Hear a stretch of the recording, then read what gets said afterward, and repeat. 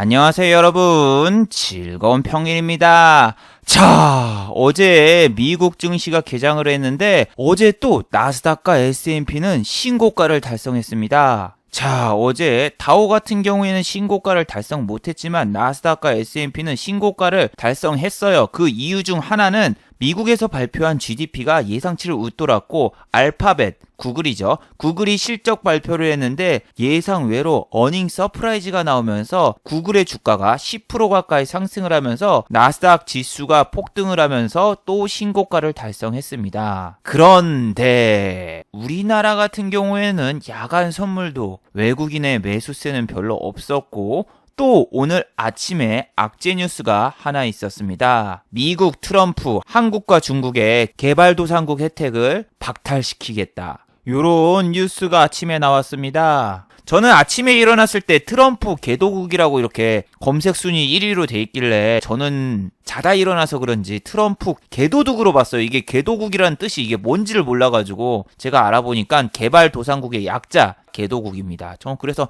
트럼프 개도국이라고 딱 써졌길래 얘가 뭐 복날이라서 뭐 보신탕이라도 먹었나 해서 뉴스에 나온 건가. 개도도 개를 훔쳤다 뭐 그런 건 줄 알았는데 트럼프가 이번엔 또 저런 발언을 하면서 또 한국 증시를 위협하고 있습니다. 그리고 다음 주에는 FOMC 회의도 있고 미국의 금리 인하를 하느냐 마느냐, 그리고 8월 2일에는 한국이 일본의 화이트리스트 제외 이슈 이벤트도 있고 정말 여러분을 기다리고 있는 악재가 참 많이 있습니다. 이번 주 코스닥 같은 경우에 하루도 빠짐없이 다 내렸는데 자, 다음 주 한국 증시 과연 어떻게 될까요? 연저점이 붕괴가 되면서 또 투매가 나오면서 한국 증시 안 좋은 모습을 보일까요? 아니면은 이번 주 정말 많이 빠졌으니까 저가 매수세가 들어오면서 기술적인 반등이라도 보여줄까요? 오늘 이 시간에 한번 알아보도록 하죠.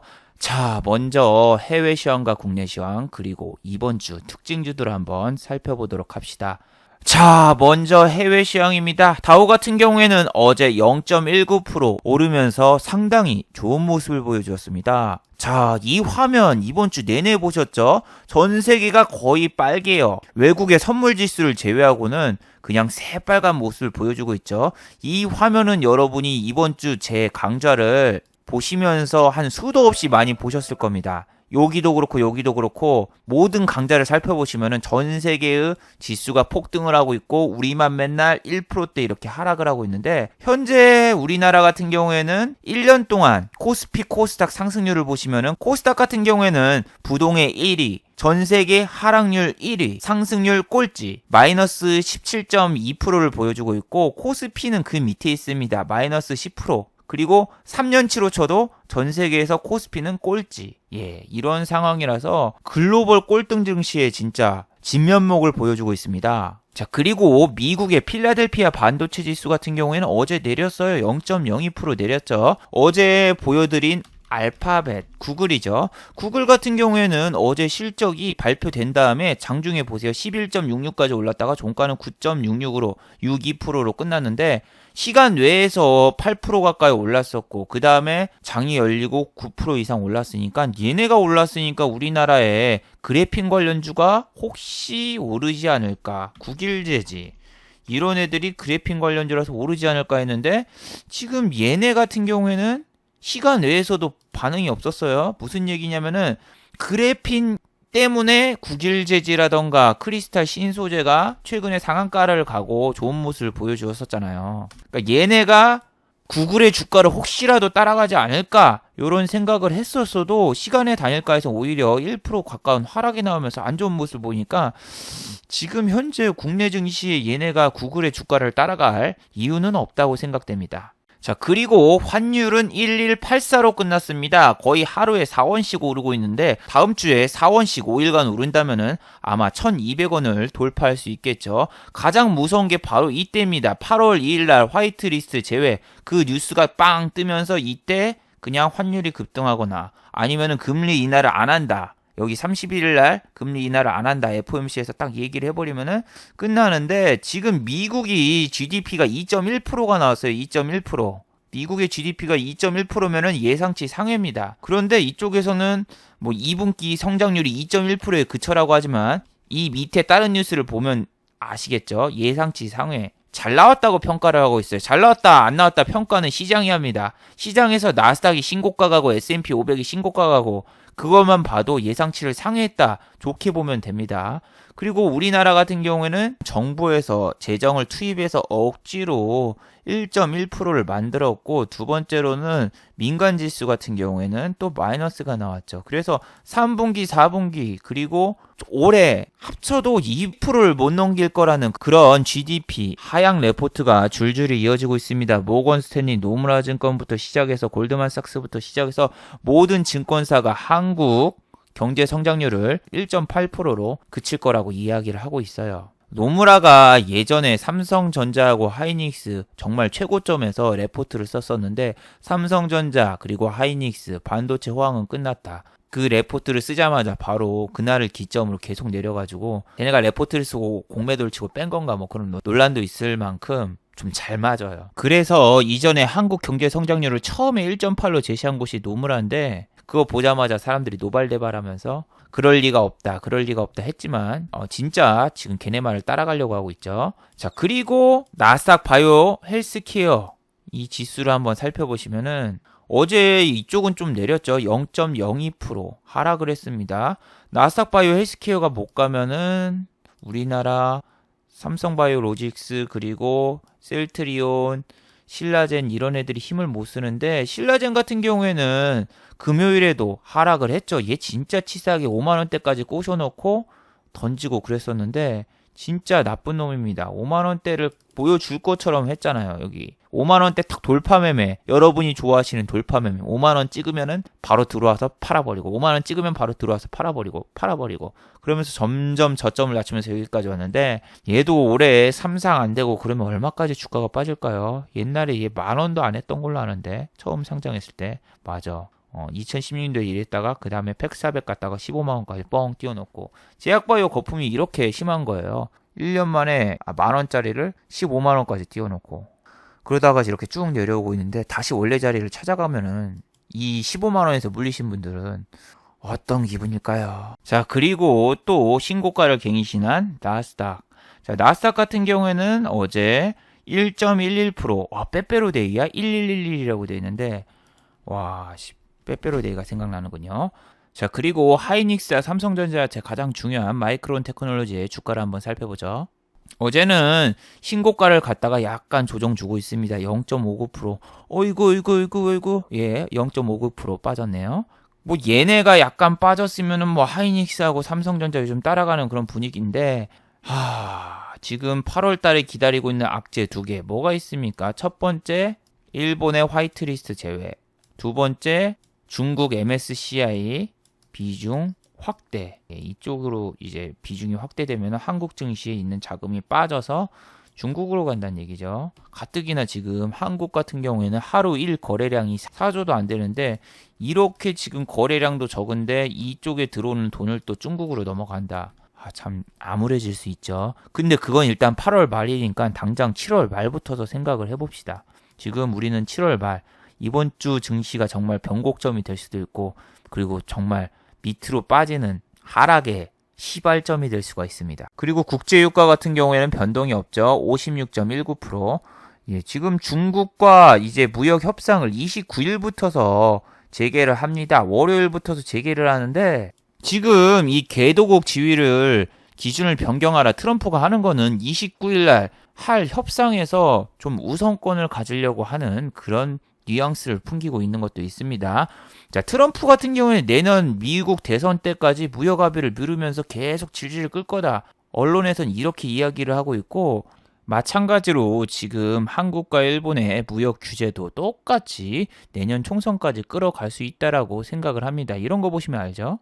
이게 다 그래요. 이런 무역 협상이라던가 무역 규제라던가 이거를 다 정치적으로 이용해 먹으려는 거지, 이걸 갖다가 뭐 서로의 이득이라던가 뭐 이거 패권을 취득한다, 그렇게 보기 힘들어요. 이게 어떻게 보면 다 정치적인 쇼죠. 자기 지지율 올리려는.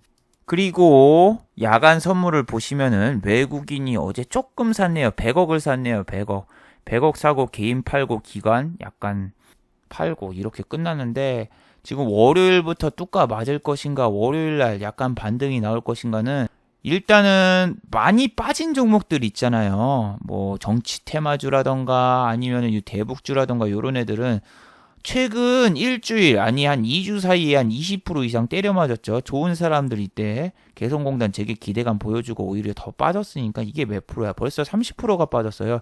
21% 올려놓고 여기서 몇 프로 빠졌습니까? 6% 빠졌으면 27%죠. 여기서 또 종가가 마이너스 2%니까 28%에다가 여기다가 하면 아이고 30% 넘게 빠졌네. 이렇게 30% 넘게 빠지면은 뭐가 나온다? 예. 반대 매매가 나오죠. 반대 매매. 반대 매매가 나오고 그러니까 저런 것들 조심을 해야 되겠죠. 이건 근데 뭐 소형주라서 북한 관련주는 지금 안 좋죠. 여기 보시면은 모기가 왜 이렇게 많냐? 트럼프 단거리 미사일 발사 언짢지 않았다. 그런데 북한에서 발사한 단거리 미사일은 600km밖에 날아가지 않았기 때문에 미국에는 맞출 의도가 없었다 하면서 좀 자위를 하고 있는 그런 모습도 있고요. 그런데 트럼프는 이제 미사일을 쏘든 말든 신경을 안 씁니다. 별로. 왜?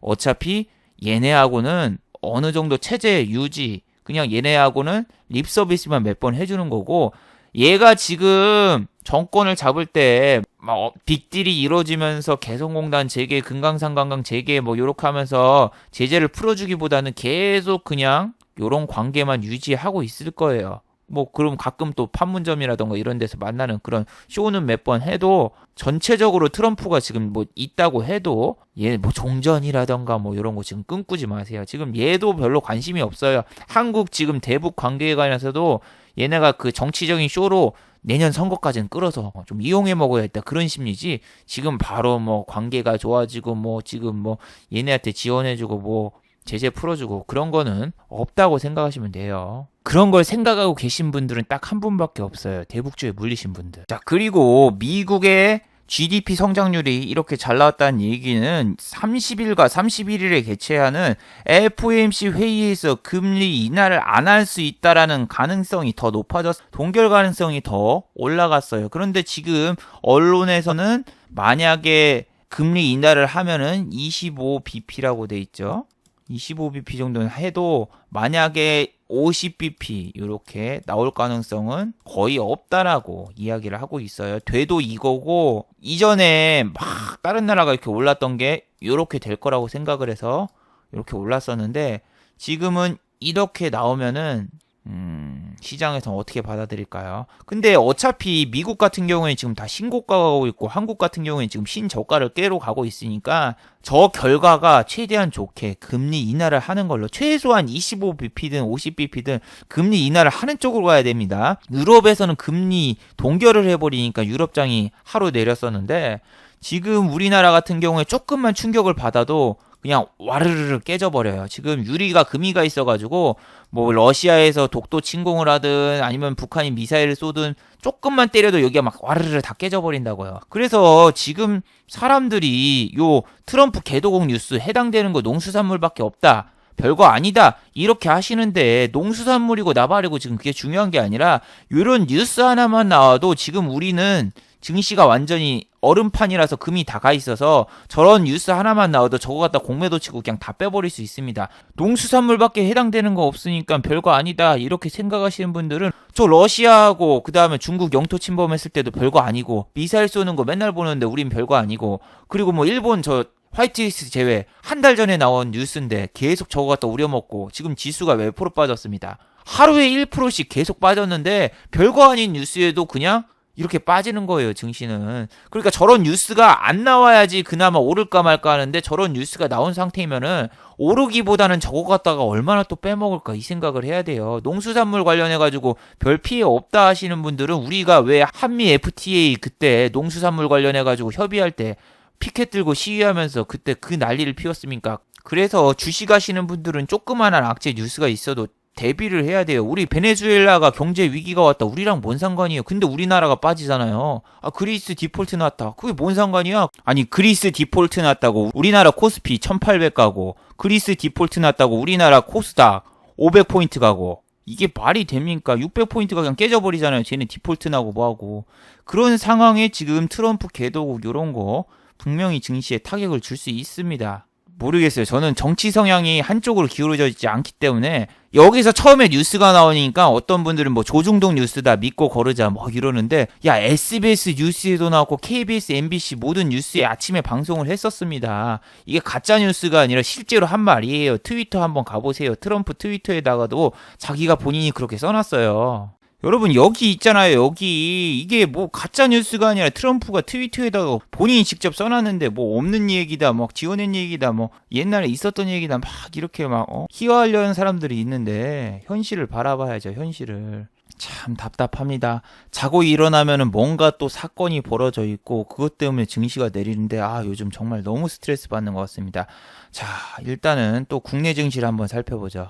코스피 코스닥 지수에 관련된 이야기는 어제 미국 FOMC 금리 동결 시사 한국 증시에 투매가 나온다. 이 영상을 참고해 주시기 바랍니다. 어제 한국 증시 오를까 내릴까에 대해서는 어제 영상에서 한번 또 설명을 했기 때문에 이 영상을 봐주시고 그 다음에 이 영상을 이어서 봐주세요. 자, 그럼 어제 종목으로 넘어가서 실적과 그리고 공시가 나온 회사를 한번 살펴봅시다. 먼저 호텔신라 2분기 영업이익 14% 증가. 자, 영업이익이 792억 원으로 지난해 동기 대비해서 14% 증가한 것으로 집계됐다. 자, 그러면은 이게 여러분이 예상치를 상회했을까 하회했을까 직접 맞춰보셔야 되겠죠.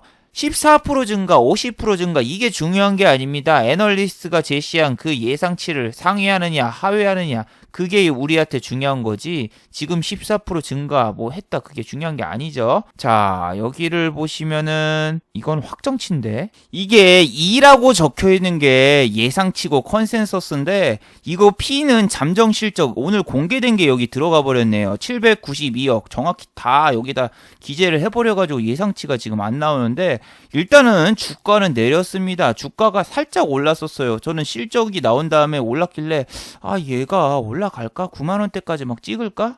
얘는 10만원대 가려면 진짜 뭐 시진핑 방안이라던가 뭐 그런 뉴스 없으면 지금 현재 힘듭니다. 그래서 얘 공매도도 많이 쳐져 있는데 설마 오를까 했는데 약간 시가에는 그냥 반응이 없다가 약간 아침에 살짝 오르고 끝났어. 9시 반까지 이렇게 쭉 오르고 그냥 쑥 내려갔습니다. 그래서 이게 실적이 좋은 건가 안 좋은 건가 여기서 지금 나온 거 영업이익이라던가 이런 거 막 보면은 뭐 예상치를 웃돌았다 이렇게 나오고 있죠. 근데 이게 지금 중요한 게 아니라 지금 태국 GMS 면세점 주식을 취득했다라는 또 공시가 나와 있어요.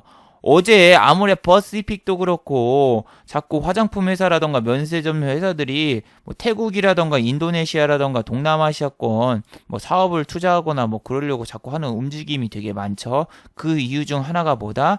이제 중국 시장이 공략이 실패를 했고 일본도 이제 또 한국에 방문을 잘 안 할 것 같고 국내 여행객 감소가 이루어지고 있으니까 아마도 얘네가 차기 대안으로 이 태국이라던가 인도네시아 혹은 다른 개발도상국 쪽에 진출을 해보려고 하는 것 같아요. 어제 제가 아모레퍼시픽을 이야기해드리면서 뭐 한국 K뷰티가 인도네시아 뭐 이런 데다가 진출하면서 정말 좋은 모습을 보시할 거다 이렇게 한 거 이 또 부가 자료가 있습니다. 자, 뭐 한국 K뷰티가 인도네시아에 런칭해가지고 제2의 중국 시장이 될 거다 이렇게 이야기를 했지만 제가 어제 말씀드린 게 뭡니까? 개뿔 같은 소리라고.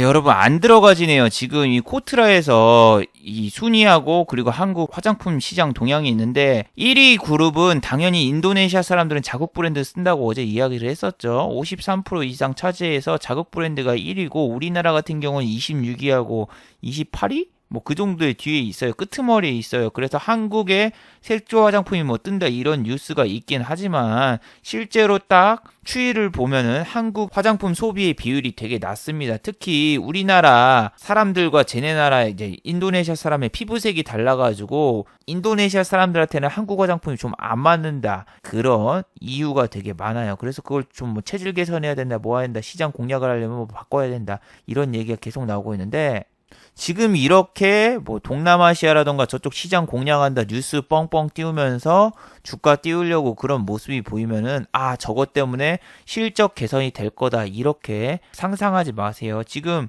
함부로 뭐 지금 들어가거나 그럴 시기가 아니라고 봅니다. 우리나라 지수도 지금 연저점을 깨러 가려고 하고 있고 그리고 또 좋은 뉴스가 없어요. 그래서 물타기를 하면 여러분이 손실이 지금 더 커지지, 반등이 나온다고 해도 잠깐 기술적으로 이렇게 치고 올라오다가 다시 꼬그라질 수 있는 가능성이 있어요. 제가 지금 노리는 거는 코스닥이든 코스피든 여기 가기 전에 잠깐 반등 이렇게 나오다가 나중에 꼬그라지면 좀 좋을 텐데, 요런 게 지금 좀 나왔으면 하는데 개인의 수급이 전혀 개선이 되고 있지 않죠. 여러분이 개인들이 왜 사면 악재냐고 하시는데, 이게 수백 번을 지금 설명을 한 것 같지만 신용잔고도 막 보여드리면서 이야기를 하지만, 지금 같은 경우에는 여러분이 일주일 사이에 막 30% 40% 내린 주식이 많단 말이에요. 그래서 하한가 정도 맞았거나 아니면 자기가 마이너스 30% 정도 찍었으면은 내가 2위에서 본전까지 올라오려면 42.5%가 돼야 된단 말이야. 그래서 호가창에 자기가 물량을 걸고 싶어도 안 걸죠. 아침에 마이너스 30% 찍으신 분들은.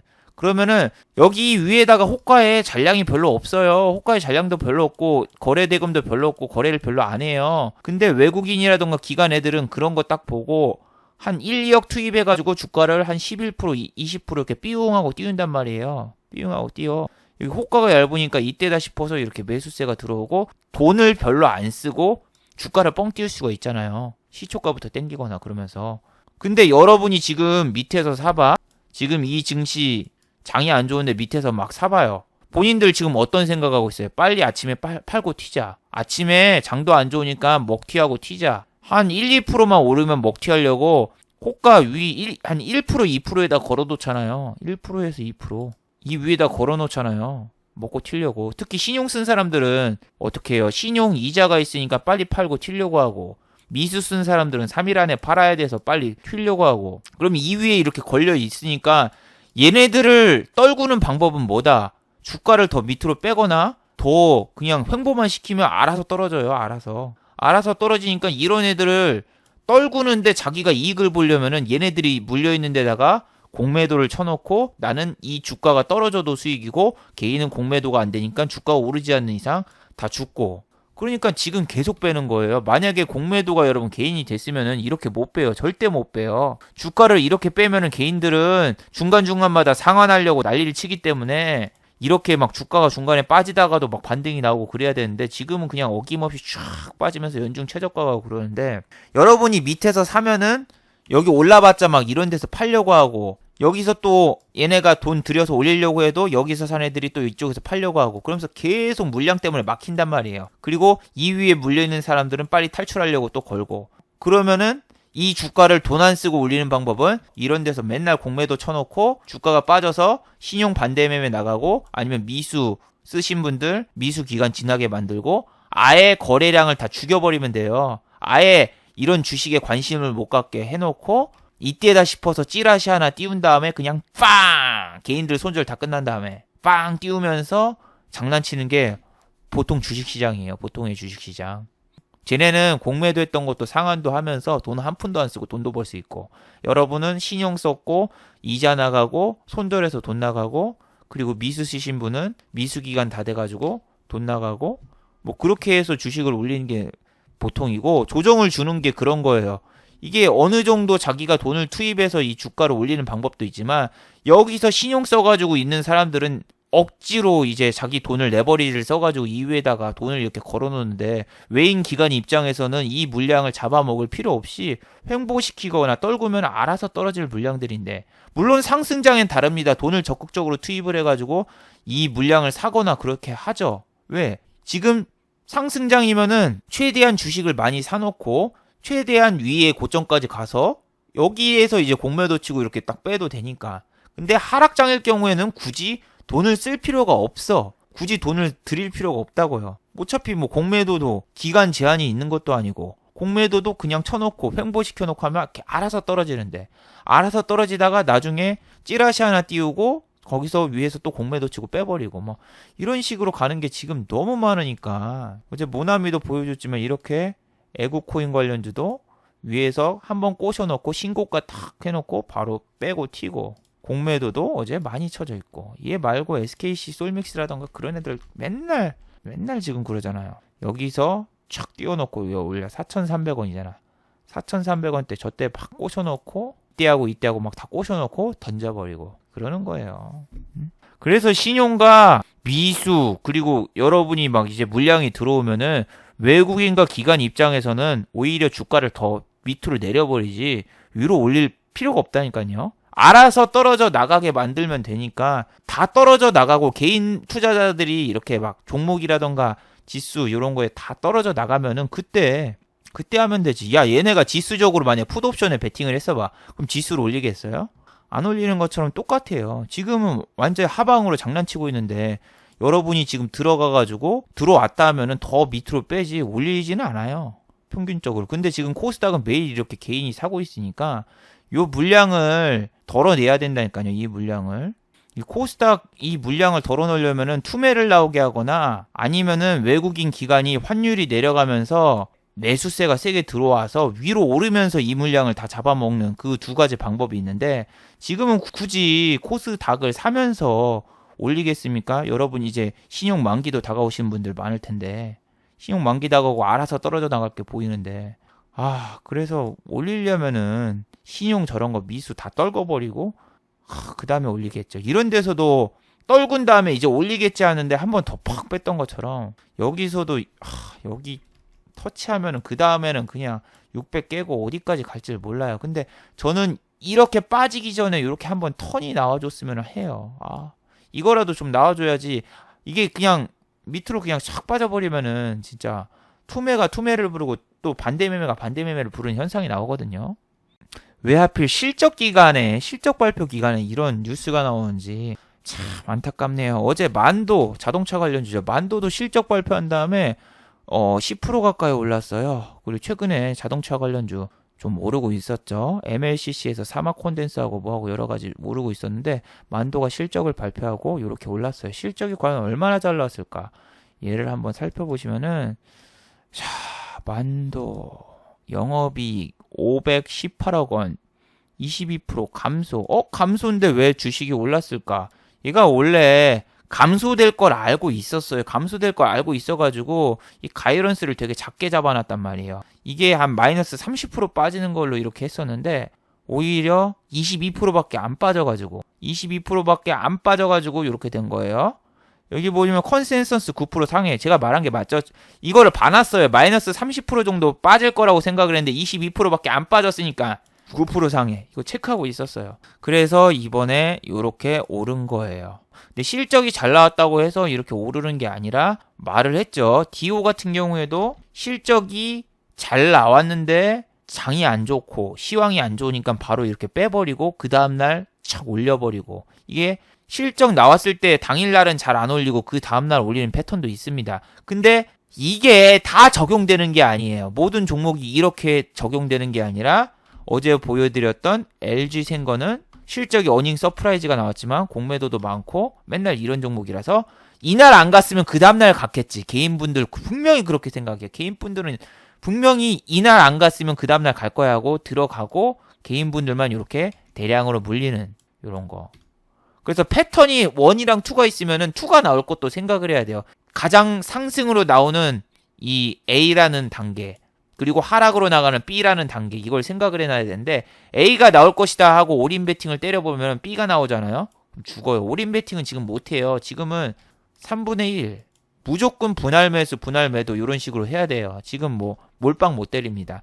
근데 처음에는 분명히 분할 매수 분할 매도를 해요. 이게 뭐냐면은 초반에는 자기가 분할 매수 분할 매도를 해가지고 손실을 확정 지읍니다. 손실 확정 지을 때가 그러는 거야. 여기 지지선이나 이런 걸 막 보면서 여러분 막 하잖아. 볼린저 밴드를 켜놓고 뭐 5일선을 켜놓고 막 여기서 매수를 했어. 그리고 두 번째 매수 구간 여기 그리고 세 번째 매수 구간 여기 막 데드 크로스 땄으니까 1, 2, 3에서 이제 이쪽에서 올라오면은 익절로 나가자. 본전으로 나가자를 생각을 했는데 본전으로 나간 게 아니라 여기서 여기까지 더 빠져버리잖아요.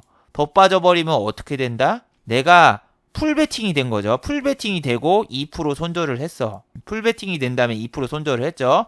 근데 다른 종목을 들어가 보는 거야. 다른 종목. 아까 뭐가 올랐어요? 만도를 들어갔다고 생각을 해봐. 자, 만도를 내가 매수를 했어. 이게 분할 매수, 분할 매도도 까다로운 게 이거야.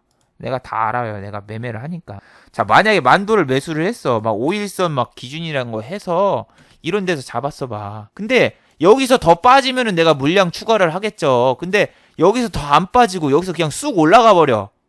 올라가 버리면 어떻게? 그냥 끌고 가야지. 여기서 물 탈 수도 있지만 지금 장이 안 좋죠. 불타기 매매는 상승장에 씁니다. 여기서 이렇게 올라갈 때, 여기 돌파할 때, 여기다 물량 더 실어가지고 여기 올라가면 여기서 반 다시 덜고 여기 또 올라가면 이쪽에서 또 물량 덜고 해서 빠져나오는 그런 불타기 매매도 있는데 지금 장이 그럴 상황이 절대 아니죠. 지금 지수를 딱 봤는데 외국인 이거 조금밖에 매수세가 없고 지수가 지금 1% 뚝 까맞고 있는데 불타기 매매를 한다고? 죽는 거죠.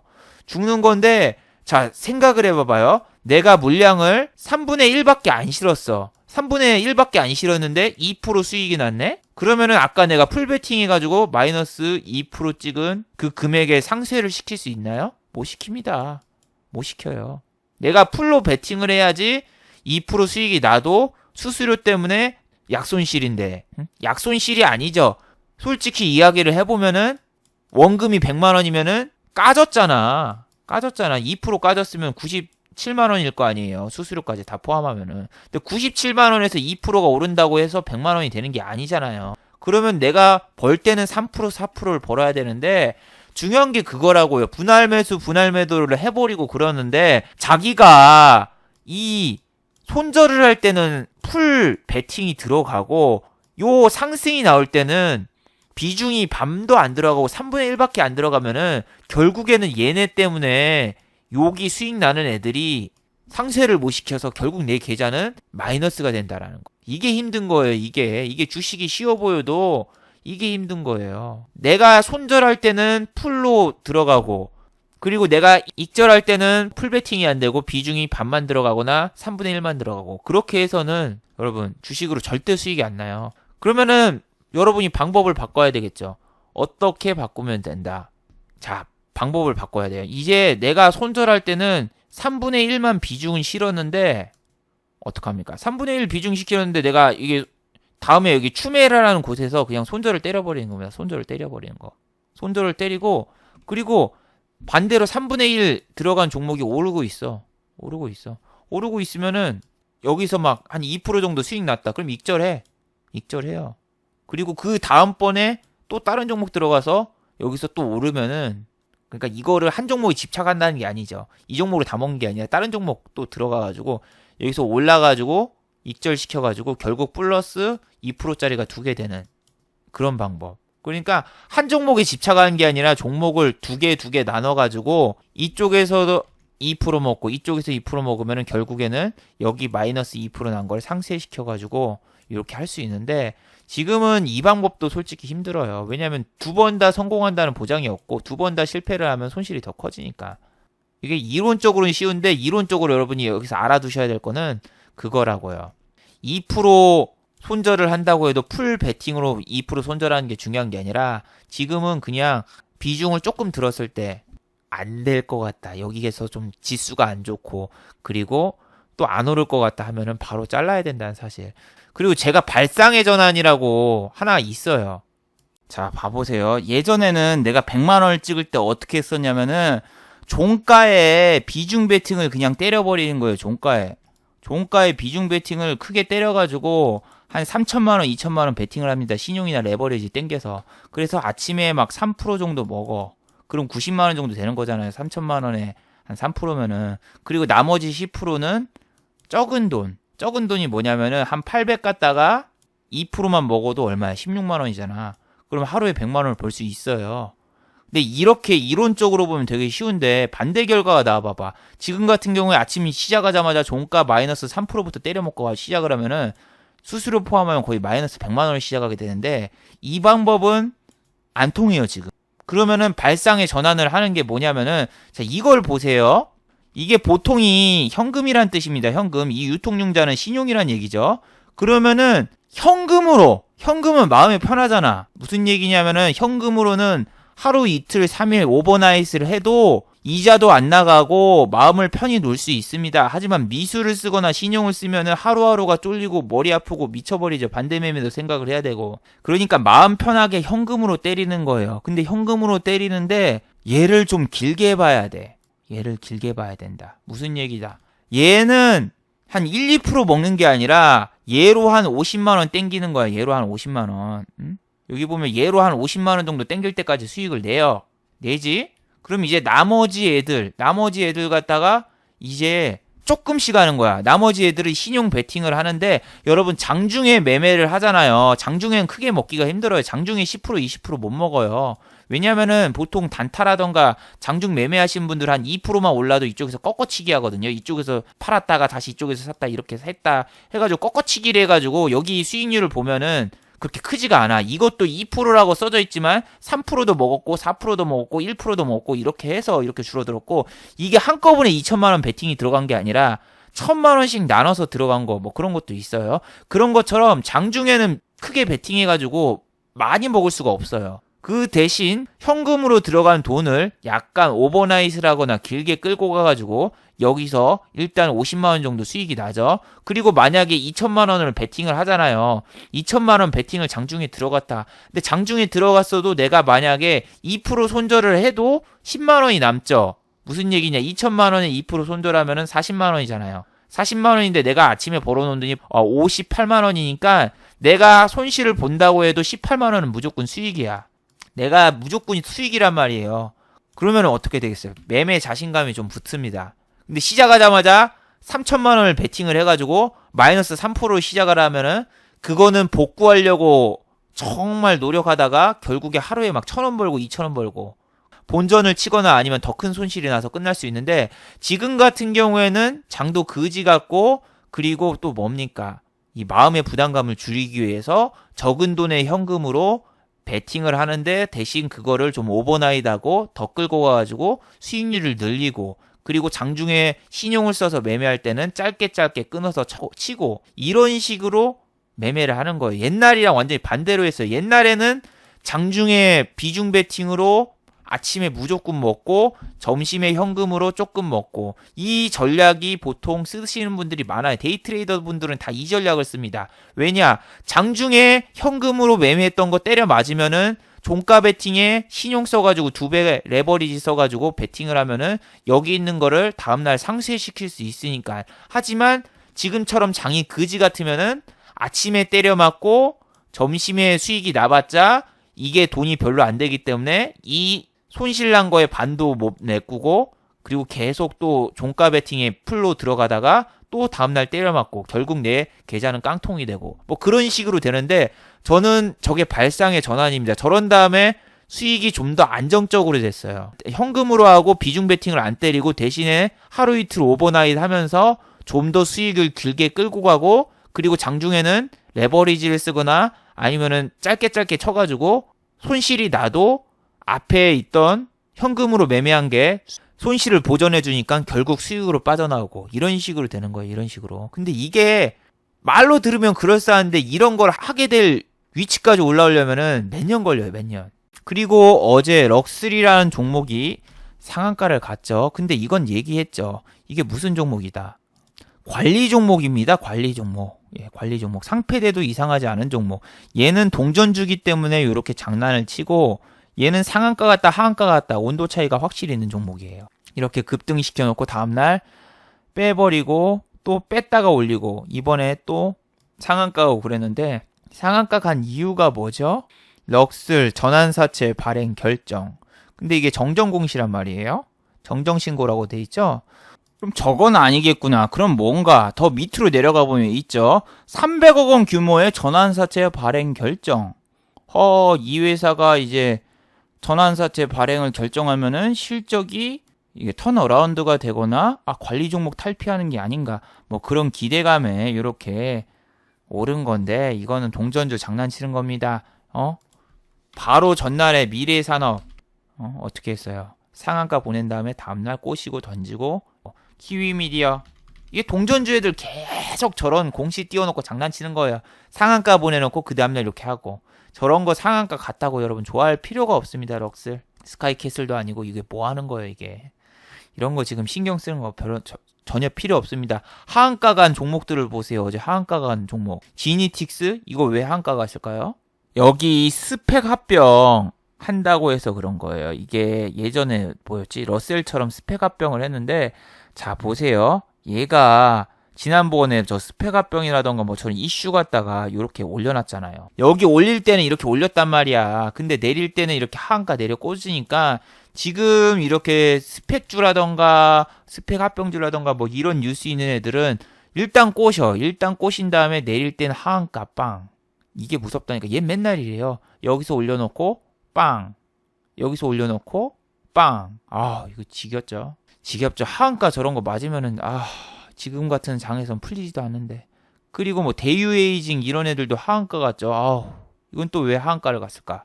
아무리 뉴스를 뒤져도 하한가 간 이유가 없습니다. 뭐 슈퍼개미가 던졌나 뭐 던졌나. 근데 얘는 하한가 가도 할 말이 없어요. 지난번에도 여기 하한가 근처까지 가고 그랬었는데 여기까지 그냥 억지로 올라왔죠. 얘 뭐야? 7,000원도 안 되던 주식이 2배 이상 올랐네. 얘는 빠져도 더 빠져도 되겠네요.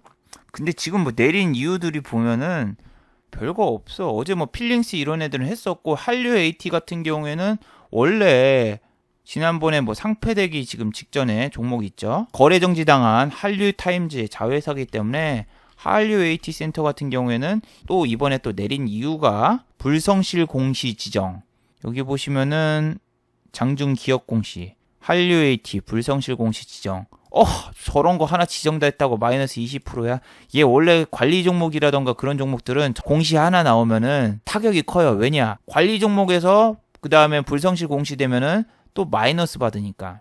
벌점 하나하나가 이런 애들은 어마어마하게 큽니다. 그래가지고 지난번에 여기 16%까지 꼬셨다가 여기 22%를 꼬셨으면은 하한가 맞은 것보다 더하죠. 그래서 막 동전주라던가 막 저렇게 막 스펙 합병주라던가 관리 종목들 막 급등한다고 따라 들어가지 마세요. 이런 거 한 1, 이틀 만에 어떻게 되는 거예요? 하한가 맞은 것보다 더 많이 빠지잖아요. 잡주 매매가 이렇게 무서워요. 자기가 막 오른 거 보고 저거 살려고 했었는데 저거 살 걸 이렇게 하다가 딱 들어가잖아.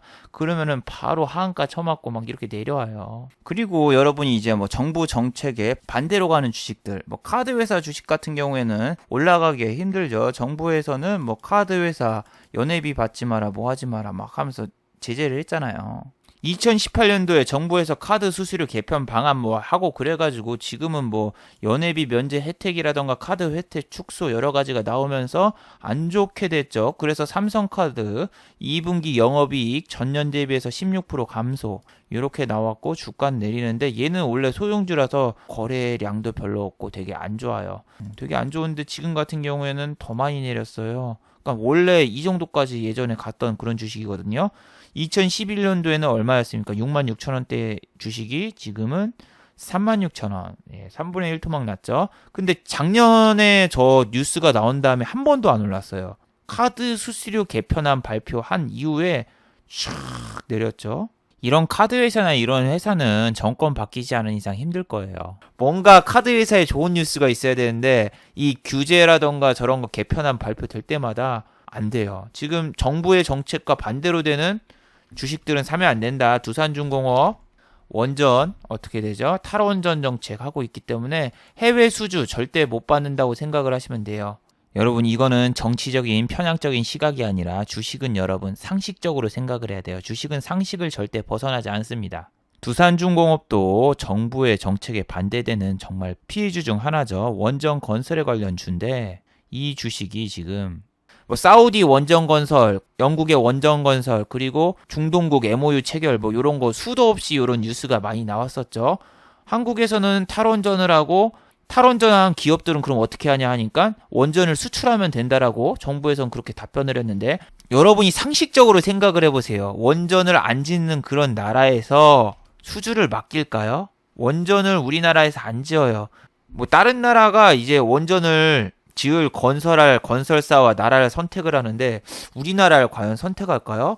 지난번에 영국에다가 원전 짓는다 하면서 이렇게 올렸었어요. 그리고 뭐 사우디에 원전 짓는다 하면서 이쪽에서 좀 올리고 그랬는데 지금 주가가 어떻게 됐어요? 당연히 선정이 안 되죠. 나라도 선정을 안 시키겠다. 선정 안 된다면 주가가 지금 이렇게 어떻게 내렸습니까? 한국 뉴스에는 무조건 선정된다고 다 꼬시고 저렇게 위에서 공매도 치고 다 뺐는데 이런 주식이라던가 한전이라던가 이런 애들 건드리면 안 되고 그리고 막 정책도 여러분이 막 상식적으로 생각을 해야 돼요. 상식적으로 뭐 수소차나 그런 것도 지금 막 다 적자나는 회사잖아요. 적자나는 회사인데 정부의 정책이 수소경제 활성화다 뭐다 이렇게 해가지고 주가 2배로 빵 때렸지만 지금 반토막 났죠. 근데 수소차가 1년에 몇 대 팔려요? 1000대도 안 팔려요. 1000대도 안 팔리고 전국에서 충전소가 9개밖에 없고 하나 충전소 짓는데 30억, 일반 주유소 3억. 일반 주유소 10개를 짓지 누가 민간 기업이나던가 민간 회사에서 누가 수소차 충전소를 하겠습니까? 1년에 1000대밖에 안 팔리는데. 근데 정부에서는 수소 경제 활성화 가이드라인 하면서 아니 여러분 상식적으로 이런 것만 봐도 알잖아요. 뭐 수소차 620만 대 생산 수소 충전소 전국에 1200개 구축. 말이나 됩니까? 1년에 1000대도 안 팔리는 그런 자동차가 무슨 620만 대를 활성화시키고 있어요. 그게 지금 세계 시장에 지금 통하는 것도 아니잖아요. 충전소도 없고 세계적으로도 수소차 쓰는 나라도 별로 없고. 아니 세계적으로 지금 전기차도 다 보급이 안 되고 있는데 수소차가 어떻게 합니까? LPG도 이제 일반인 타게 법령을 바꿨잖아요. 미세먼지 때문에. 그럼 여러분이 연비가 걱정이 된다면 전기차나 LPG를 타지 굳이 충전소도 없이 불편한 수소차를 타겠습니까? 아니 그리고 뭐 사우디 왕자가 와가지고 수소차라던가 수소 경제 활성화 MOU를 체결했다고 하는데 아니 산유국에서 미쳤다고 수소차에 투자를 합니까? 그냥 봐도 뻥이죠. MOU는 법적 구속력이 없다. 몇 번이나 이야기를 했죠. 상식적으로 생각해야 돼요. 근데 자기가 이번 정권에 정부를 너무 신뢰하고 너무 믿는다 그러면은 여러분 돈 다 꼬라요. 상식적으로 생각을 해야 돼요. 뭐든지 예를 들면은 뭐 대북주도 뭐 시베리아 횡단을 걸으면서 철도를 깔고 거기서 러시아에서 뭐 광물을 수입해 온다 이런 뉴스도 보시면 알겠지만 아니 대북 제재가 풀리지도 않았는데 우리끼리 만나서 착공식하고 가위로 줄 쓸고 있고 그게 뭐 하는 거예요? 상식적으로 생각을 해야 된다고. 상식적으로 대북 제재가 풀리거나 뭐 비핵화가 되거나 뭐 진행이 된다면 그걸 해야지.